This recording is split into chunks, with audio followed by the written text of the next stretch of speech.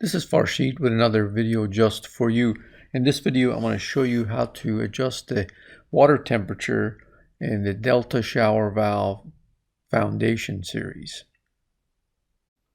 Use a 2.5mm Allen wrench to remove the handle. Use a Phillips screwdriver to remove the adapter. Pull out the trim sleeve.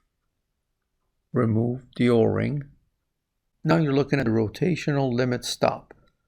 This blue piece limits the amount of hot water coming out of the spout and the shower head. All the way to the right decreases the amount of hot water. All the way to the left increases the amount of hot water.